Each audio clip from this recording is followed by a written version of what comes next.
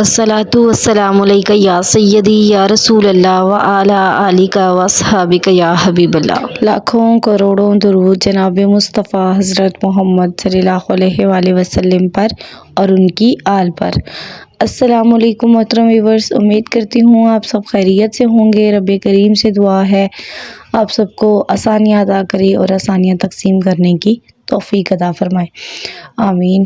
محترم ویورز، آج کی جو ویڈیو ہے ایک مشاہدہ ہے ایک بزرگ ہستی کا، جو کہ بہت ہی عظمت والا مشاہدہ ہے۔ انہوں نے اتنی خوبصورت جو ہے نا باتیں اپنے درود پاک کے سفر کی بتائیں کہ میں خود حیران رہ گئی کہ اتنا خوبصورت اور اتنا عظمت والا مشاہدہ میں نے خود نہیں کبھی سنا۔ تو آپ بھی ضرور سنیں، انشاءاللہ تعالی آپ کی بھی درود پاک سے محبت اور جو عقیدت ہے وہ بڑھے گی، اور ہم انشاءاللہ تعالی درود پاک کا قافلہ جو ہے وہ اس کو لمبا کرتے جائیں گے، مطلب اس میں اور لوگ ایڈ ہوتے جائیں گے، تو انشاءاللہ تعالی ہمارا درود کا قافلہ جو ہے وہ چلتا رہے گا جب تک ہم زندہ ہیں انشاءاللہ۔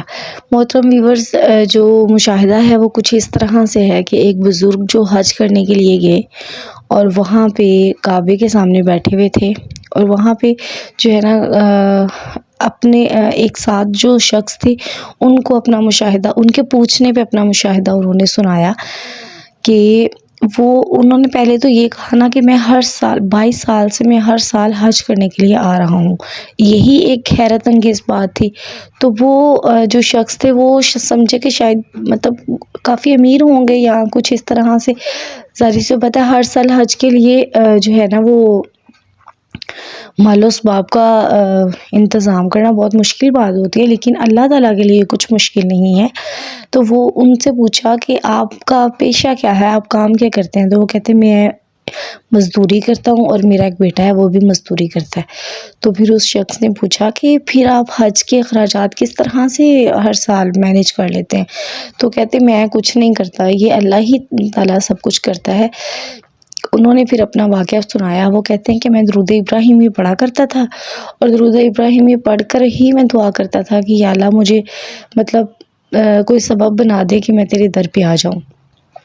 وہ کہتے ہیں کہ میں نے اتنی رو رو کے دعا کرنی، تو ایک شخص آئے میرے پاس، وہ کہتے ہیں کہ آپ حج پہ جانے کی تیاری کریں اور آپ کے اخراجات جو ہیں وہ میں اٹھاؤں گا۔ وہ کہتے ہیں کہ اس وقت تو انہوں نے پہلی دفعہ انہوں نے اٹھائے، پھر میں یہاں پہ آ گیا، پھر میں نے خانہ کعبہ کے سامنے بیٹھ کر اللہ تعالیٰ سے بہت دعا کی کہ اللہ تعالیٰ کوئی اس طرح کا وسیلہ بنا دے کہ میں ہر سال تیرے در پہ آیا کروں۔ وہ بھی کہتے ہیں کہ میری دعا قبول ہو گئی، اور میں درود پاک پڑھتا تھا، بس اس وجہ سے جو ہے نا وہ میری دعائیں قبول ہو رہی تھیں۔ تو وہ کہتے ہیں کہ پھر اس کے بعد جب میں حج کر کے واپس چلا گیا تو اگلے سال پھر کوئی اور شخص آ گیا، اس نے کہا کہ آپ حج پہ جانا چاہتے ہیں تو چلے جائیں، ہم آپ کے اخراجات اٹھائیں گے۔ پھر وہ کہتے ہیں یہ سلسلہ الحمدللہ چل پڑا، اور 22 سال ہو گئے میں ہر سال جو ہے نا وہ یہاں پہ آتا ہوں۔ سبحان اللہ، بڑی ہی عظمت والی بات ہے ان کے لیے، اور صرف اتنی بڑی عظمت اور کرامت ان کو درود پاک کے وسیلے سے ملی ہے۔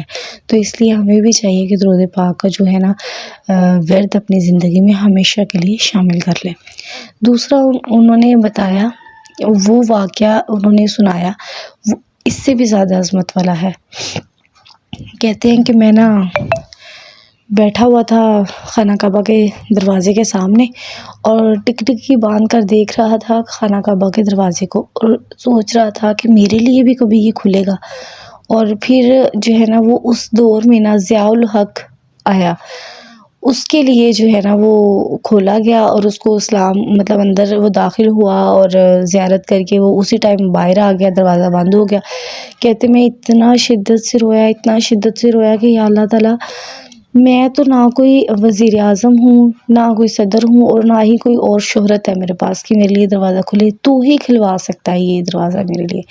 اور کہتے کہ میں رو رو کے پھر میں دعا مانگی، اور پھر میں چلا گیا، اور پھر اگلے دن آ کے اس طرح سے دعا مانگی۔ 3-4 دن میں اسی طرح سے رو رو کے خانہ کعبہ کے دروازے کے سامنے بیٹھ کے دعا کرتا رہا، اور جو ہے نا وہ پھر ایسے 3-4 دن گزر گئے، اور ایک دن میں بیٹھا ہوا تو کربی میرے سامنے آیا، میرے پاس آیا اور کہنے لگا کہ آپ کہاں تھے، میں آپ کو ڈھونڈ رہا تھا۔ تو کہتے کہ آپ کیوں مجھے ڈھونڈ رہے تھے؟ کہتے کہ آپ مجھے نبی پاک صلی اللہ علیہ وآلہ وسلم کی زیارت ہوئی ہے، اور انہوں نے مجھے آپ کا بتایا کہ آپ یہاں پہ بیٹھتے ہیں، اور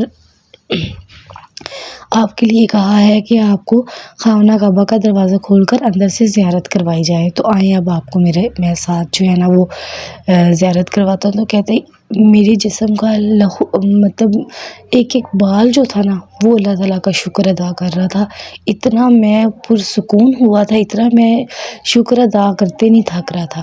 تو پھر انہوں نے کہا خانہ کعبہ کا ماشاءاللہ سے دروازہ کھول کر مجھے اندر داخل کیا، اور انہوں نے کہا آپ 45 منٹ جو ہیں وہ یہاں پہ رہ سکتے ہیں، اس کے بعد پھر ہم آپ کو لے جائیں گے۔ تو ماشاءاللہ سے کتنی بڑی کرامت ہے، اللہ پاک کا کس قدر کرم ہوا ہے درود پاک پڑھنے سے، کس قدر کرم ہوا ہے درود پاک پڑھنے سے، آپ خود اندازہ لگا لیں اس کو کہ کوئی چیز ایسی نہیں رہتی جو ناممکن رہ جائے، کوئی خواہش آپ کی ایسی نہیں رہتی جو ناممکن رہ جائے درود پاک کے ورد سے۔ تو اس لیے درود پاک کو اپنی زندگی میں لازمی طور پر شامل کریں، چاہے چھوٹا درود ہی کر لیں، درود مختصر، درود رحمت ہی کر لیں، لیکن کریں ضرور۔ اپنی بہن کو دیجیے اجازت، جزاک اللہ خیرا کثیرا، اللہ حافظ۔